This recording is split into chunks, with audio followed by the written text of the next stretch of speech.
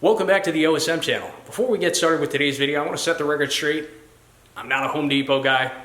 Never have been, never will. Personally, I prefer Lowe's. The reason I prefer Lowe's, I find it to be cleaner, better stocked, and employees generally seem to be slightly friendlier. Not to mention, if you apply for a Lowe's Amex card, you get 5% off at checkout, and I believe you get 2% back in rewards on top of that. I have that card, that's why I know that. I'm not sponsored by Lowe's or Amex, but I just wanted to throw it out there. But you let me know, where do you shop and why? Anyway, back onto the topic of today's video. About a month back, I bought these two tire changing and balancing machines from Amazon. They're made by Katool. This is the KT-B760 balancer, and we have the KT-T800 tire changing machine. I did a video in which I brought these machines home and assembled them, but I never did the final setup. So that's what I'm gonna do today. I don't think it's gonna be too bad. For the balancer, we have to bolt it down to the floor. And as for the changer, we need to install the air line and ensure that the regulator is set properly. Also, I wanna test the pneumatics on this machine and ensure it's functioning properly. I drove the wife's car in the rain the other day and her tires handled terribly. I spent a lot of time researching a good set of tires, found them, ordered them, and probably in one of the next few videos here, you're gonna see me operating these machines. I'll show you how to use the changing machine, and then I'll do probably a separate video on how to use the balancer, so look for those videos in the future. But anyway, without further ado, let's get started. So let's start by anchoring this tire balancing machine into the concrete floor. Now the proper thing for me to use would be this. This is an expanding concrete anchor bolt. How it works is you would select the appropriately sized drill bit, drill into the concrete with a hammer drill to the appropriate depth. You would spin a nut on the top of this bolt and you would gently hammer this bolt into the pre-drilled hole in the concrete. And then from there, when you go to tighten the nut, take a look at the engineering on the bottom of this bolt. Notice how, for one, it's flared, but you also have these leaves with these little bites in there, right? These little nubs. So as you tighten that nut, these leaves will pull down and they will mushroom out on the flared part of the bolt, and that will prevent this bolt from pulling up out of the concrete. These are fantastic, very strong. However, if you ever want to move whatever it is you plan to anchor into the concrete, you have to cut these bolts flush with the concrete. And if I ever want to move this machine, I would have to cut these bolts. I don't want to have to do that. So plan B, what I plan to use are these. These are Tapcon screws. Specifically, these are 5/16 by 1/4 inch hex head Tapcon screws. I'm going to drill a 5/32 hole into the concrete, have a couple washers, have my Makita drill set to hammer drill. It's not as good as like a Hilti brand hammer drill, but it does the job for small applications like this. And then we're simply going to drive these hex Tapcons into the concrete, and I think these are going to be strong enough to do the job. Really, this machine is pretty darn heavy as it stands. If we have balancing issues in the future, I can always upgrade to a larger bolt, for sure.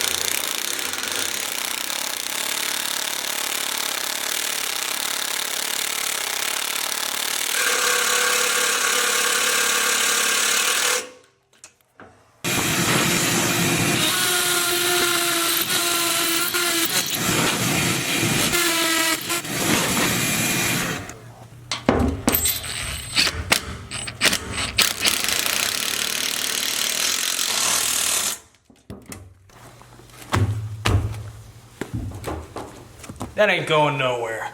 Now it's time to start working on our changing machine. Now our changing machine is powered both pneumatically and electronically. I believe the turntable motor is electronic. What does that mean? Well, we're gonna have to plug this unit in, but we also have to run an air line over to this unit from the shop compressor to power the changer. Now what I plan to do is just run an auxiliary air line over to the changer, but that auxiliary air line is going to be a bit long for this run, so I'd like a place to hang the extra cordage. I have this caddy that was just laying around, so what I figure we'll do, we'll find the stud to the left of this outlet with a stud finder, and then we will just screw it into the wall with a couple of drywall screws.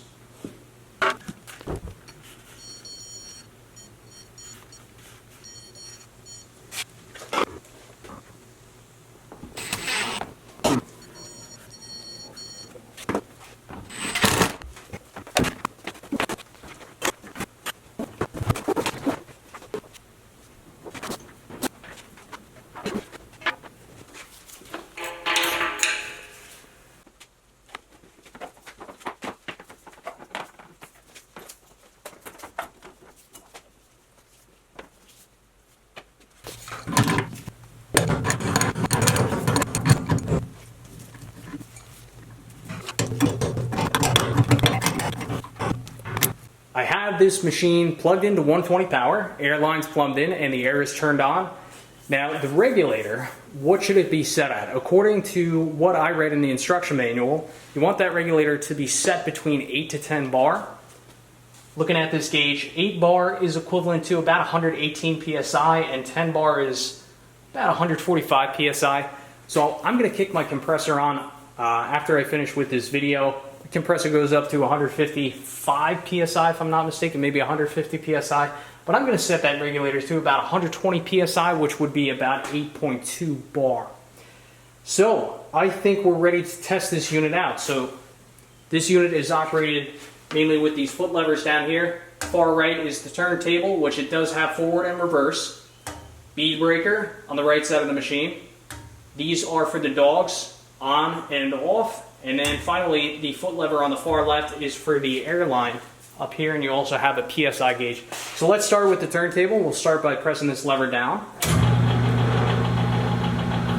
You can hear the electronic motor kicking on. Try going in the opposite direction. So you would lift this foot lever up,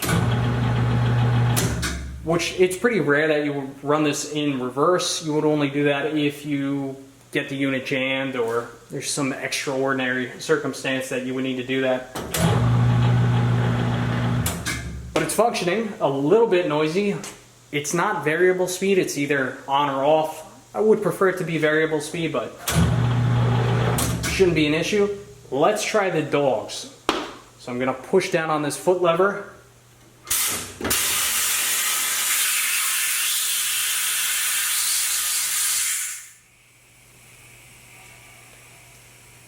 Actually going to open up the valve on my compressor all the way. No issue with the dogs. They expanded as they should. Now let's talk about these dogs for a second. So you saw how they just expanded out. I would only use that expand out for a steel rim that I didn't really care about damaging. As for my truck and my wife's car, we both have aluminum wheels. I would never use these dogs to expand out and dig into the rim because, you know, there's some sharp points and they will do a little bit of damage to the finish on the inside of that rim. So the proper way to clamp down an aluminum rim in the dogs would be, one, to install these protected pucks, which they come with the machine for them. So you would slide that over the dog. While the dogs are expanded out, of course you need to break the bead, but you would position the rim basically on the table, and then you would allow these dogs to retract in. And this lip, you want that to catch the inside lip of the rim. So I'm going to try and close it now. I'm going to see if I have any control over the speed of the dogs retracting or if it's just one speed. So I'm going to push down on this lever. It should unlock, then it's going to come up. And this is variable speed. Like I'm lifting up on my foot a little bit here. So I do really like that feature. That's really important to me, so we can slowly close these dogs and pinch the inside lid of a rim.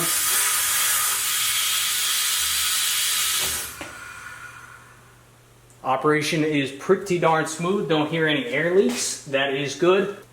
Now let's talk about the lever on the left. So this controls the air fill line, which is on the left side of the machine here. We have a plastic gauge, and then you have an air line. I have a hard time trusting this airline. It says working pressure 500 psi. I don't know about that. It feels pretty flimsy to withstand 500 PSI.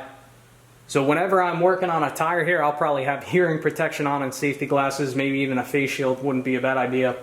Just in case. I mean, this is a cheap Chinese unit, but it does the job.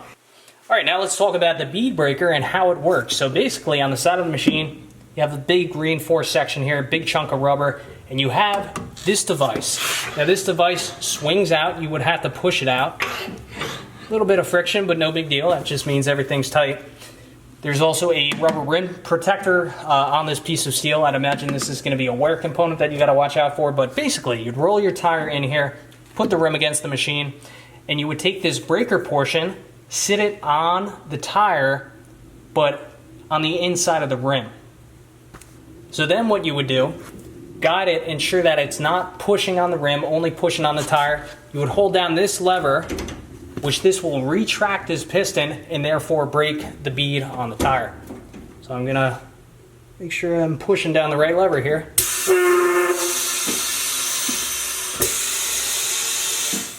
Just like that. Again, it doesn't extend back out. You have to push it out manually.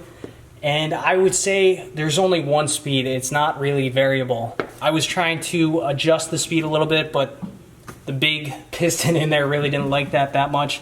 So my recommendation would be to line it up. If it doesn't look right, stop, but one speed. Again, you can kind of bring it back and ensure that it's in position. That's probably what I would do. Roll the tire in here, get it into position, and then hit that lever down, and it should break any bead that you throw at it. That's what they tell me anyway. Also, while we're down here, have your tire spoon. And also on the right side of the machine, we have our tire mounting lubrication bucket. Also included this brush. You know, it's not as well designed as what you'd have on a Coates or a Hunter machine. On those machines, they have kind of like a funnel to guide the brush back in. This definitely could be a little bit better designed for sure. I have the tire balancing machine plugged in. Let's go ahead and turn it on, which we are not going to start the balancing motor. We're just going to turn it on, test the electronics, make sure everything lights up. So on-off switch, bottom left. Machine lights up like a pinball machine. It's important that you note this is not a touch screen up here. It's just basically an LED display screen. There's some LED backlit numbers here as well, but all the inputs that you make into this machine are going to be from this little control panel right here. So you have your A value, B value, and D value. So A is the distance the inside edge of the rim is away from the machine, and you would measure that with this stick right here. So that just measured our inner value, which is A. As for B, looks like the width of the rim. There is a tool that's included with the machine, so you can use this to measure the width of the rim. And then we also have D, which is the diameter of the rim. That's very easy to find. It'll be the last number on any tire size, or you could, of course, measure the rim. And you can adjust these values manually, simply clicking the up and down buttons on the A, B, and D control. And with that, I think I'm about ready to conclude this video. Been talking a lot here, but I think it's pretty interesting information, especially if you're thinking about getting a pair of these machines.